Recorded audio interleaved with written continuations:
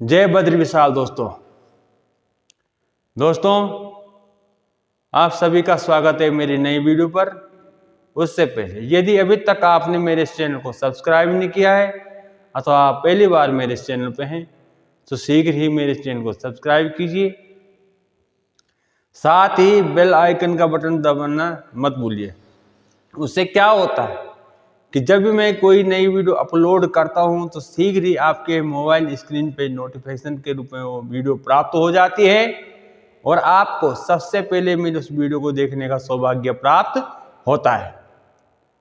दोस्तों यदि वीडियो अच्छी लगे तो लाइक करें, कोई सुझाव देना हो प्रोत्साहन बढ़ाने के लिए कमेंट करें, साथ ही इस ज्ञान को अपने दोस्तों तक पहुंचाने के लिए शेयर करना ना भूलें। तो दोस्तों शुरू करते हैं आज की नई वीडियो को। दोस्तों बुध को सभी ग्रहों में युवराज कहा गया है और ये मिथुन और कन्या राशि के स्वामी हैं। मीन राशि इनकी नीच राशि है और कन्या राशि इनकी उच्च राशि कही गई है। दोस्तों अब मैं आपको बुध ग्रह का कुछ विस्तार पूर्वक परिचय देता हूं। दोस्तों बुध को सभी ग्रहों में युवराज बताया गया है और ये मिथुन राशि के और कन्या राशि के स्वामी बताए गए। मीन इनकी नीच राशि है और कन्या राशि इनकी उच्च राशि बताई गई है। किसी भी जातक की जन्म कुंडली में ये विद्या, वाणी, लेखन, प्रकाशन, शिक्षण, बैंकिंग कार्य, वकालत, चार्टर्ड अकाउंटेंट, गीत, संगीत, व्यापार सलाहकार तथा कुशल वक्ता के रूप में सफलता दिलाने वाले ग्रह के रूप में जाने जाते हैं, जो कुंडली में इनकी स्थिति पर निर्भर करता है। साधारणतः ये लग्न यानी कि प्रथम भाव, द्वितीय भाव, चतुर्थ भाव, सप्तम भाव, नवम भाव, दसम भाव एवं एकादश भाव में शुभ फल प्रदान करते हैं। इनके द्वारा अथवा इनकी युति से बनने वाले प्रमुख योगों में भद्र योग, बुध आदित्य योग, लक्ष्मी विष्णु योग, कुशल वक्ता योग आदि प्रमुख हैं। जन्म कुंडली बुध की स्थिति के अनुसार अलग अलग भावों में कैसा भाव रहता है इसका हम आपको वर्णन बताते हैं। तो दोस्तों सबसे पहले बात करते हैं लगन भाव यानी कि प्रथम भाव की। जन्म कुंडली के इस भाव में बुध का रहना अति शुभ माना गया है। अपनी राशि में रहने पर ये जातक को बुद्धि, वाक चातुर्यता तथा शारीरिक सुंदरता देते हैं। ऐसा व्यक्ति सामाजिक पद प्रतिष्ठा प्राप्त करता है और उसके द्वारा कही गई बातों को बड़े गौर से सुना जाता है। सूर्य के साथ यदि बुध विराजमान हो और परस्पर 10 अंश की दूरी भी हो तो बुध आदित्य योग का निर्माण होता है, जो व्यक्ति को जीवन में सफलताओं के चरम सीमा तक ले जाता है और वह मिलनसार और मृदुभाषी होता है। दोस्तों अब बात करते हैं द्वितीय भाव की, जिसे धन भाव भी बताया गया है। तो जन्म कुंडली के इस भाव में विराजमान बुध जातक को बुद्धिमान, कुशल वक्ता तथा अपनी परियोजनाओं फलीभूत करवाने वाला बनता है। ऐसा जातक खोया हुआ धन प्राप्त करता है और उसके जीवन में आकस्मिक धन प्राप्ति के योग बने रहते हैं। अपने घर में विराजमान रहने पर यह व्यक्ति को गीत संगीत के क्षेत्र में अच्छी प्रतिष्ठा दिलाते हैं। ऐसा व्यक्ति न्याय प्रिय होता है और दूसरों की मदद करने वाला और अपने बाहुबल से धन अर्जित करने वाला होता है। अब बात करते हैं कुंडली के तीसरे भाव की यानी कि सहज भाव की। जन्म कुंडली में इस भाव में बुध के विराजमान रहने जातक अपने बंधुओं से स्नेह अर्जित करता है और उसके द्वारा लिए गए निर्णय किए गए कार्यों की सराहना होती है। ऐसे लोग रूढ़िवादिता का भी शिकार हो जाते हैं। धर्म एवं आध्यात्म की गहरी आस्था रहती है। ये घूमने फिरने तथा विदेश प्रवास में अच्छी रुचि रखते हैं। अपने घर में विराजमान रहने पर बुध मनो अनुकूल फल प्राप्त करते हैं, किंतु नीच राशि में यानी कि मीन में रहने पर मानसिक विकार भी उत्पन्न करते हैं। तो बात करते हैं चतुर्थ भाव की, जिसको भवन सुख आदि का भाव बताया गया है। दोस्तों, जन्म कुंडली के इस भाव में विराजमान रहने पर बुध व्यक्ति को स्वाभिमान, कुशल वक्ता, सफल उद्यमी तथा परिश्रमी बनाते हैं। जातक अपने बाहुबल पर मकान वाहन का सुख प्राप्त करता है और मित्रों की संख्या कम रहती है। पाप ग्रहों के साथ रहने पर ये व्यक्ति को वासनाओं की ओर आकर्षित करता है और शिक्षण कार्य, लेखन, पठन पाठन तथा प्रशासनिक कार्यों में अच्छी सफलता हासिल करते हुए ये जनप्रिय बने रहते हैं। इनमें नेतृत्व शक्ति की प्रधानता रहती है। अब बात करते हैं पंचम भाव की। इस भाव से जो है शिक्षा, मान सम्मान, यश, प्रतिष्ठा के विषय में देखा जाता है। तो जन्म कुंडली के इस भाव में विराजमान बुध किसी भी जातक अथवा जातिका के लिए वरदान से कम नहीं होते। यदि ये अपने घर में हो तो जातक गायक, संगीतज्ञ तथा ललित कलाओं का प्रेमी होता है। साधारण से परिवार में जन्मा बालक भी ऐसे लोग अपने कुशल बुद्धिमत्ता के बल पर समाज में अच्छी मान प्रतिष्ठा हासिल करते हैं। दूसरों से प्रेम करने वाले, शिक्षा देने वाले और समाज में एक अलग तरह का उदाहरण पेश करने वाले ऐसे लोग कामयाब जीवन व्यतीत करते हैं। बात करते हैं छठे स्थान।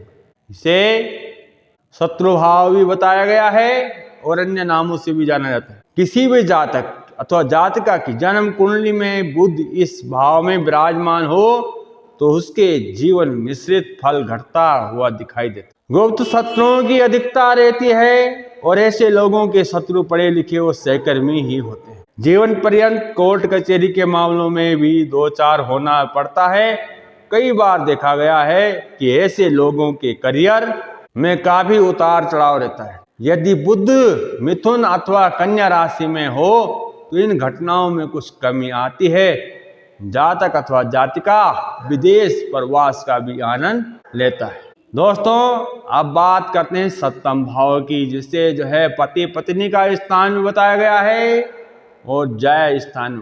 जन्म कुंडली के इस स्वभाव में विराजमान बुध अति शुभ फल देते हैं और जातक व्यापार के क्षेत्र में अच्छी सफलता हासिल। दाम्पत्य जीवन सुखद रहता है, पर किंतु यदि शनि के साथ ही यदि यहाँ विराजमान हो तो उनके फल अच्छे नहीं रहते हैं।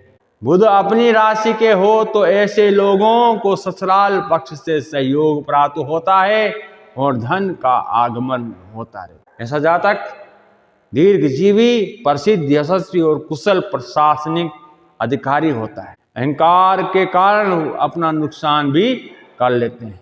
तो दोस्तों, बात करते हैं अष्टम भाव के। इस भाव के माध्यम से विशेष रूप से रोग और ससुराल का स्थान देखा जाता है। तो जन्म कुंडली के इस भाव में विराजमान बुध का फल काफी मिला जुला रहता है। ऐसे लोगों को कहीं ना कहीं स्वास्थ्य संबंधी समस्या जैसे चर्म रोग, एलर्जी, हड्डी और पेट से संबंधित समस्याओं से जूझना पड़ता है।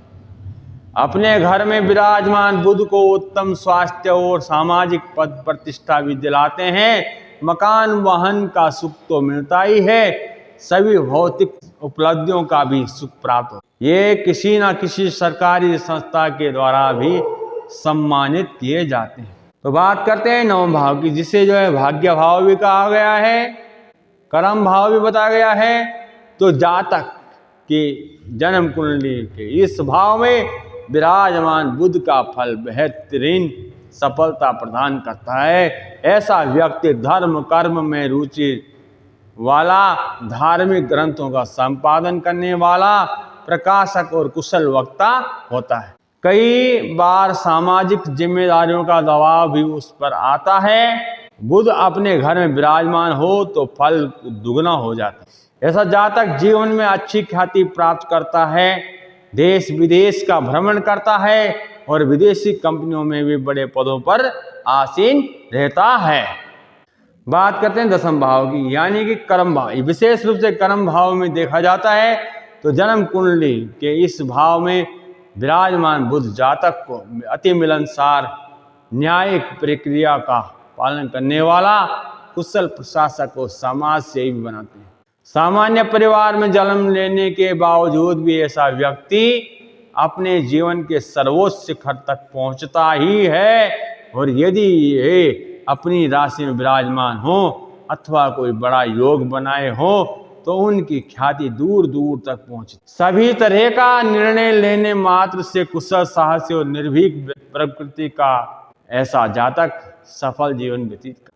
दोस्तों बात करते हैं एकादश भाव की। इस भाव को आय स्थान भी बताया गया है, यानी कि कमाई का स्थान। जन्म कुंडली में इस भाव में विराजमान बुध जातक को बहुमुखी प्रतिभा का धनी बनाते हैं।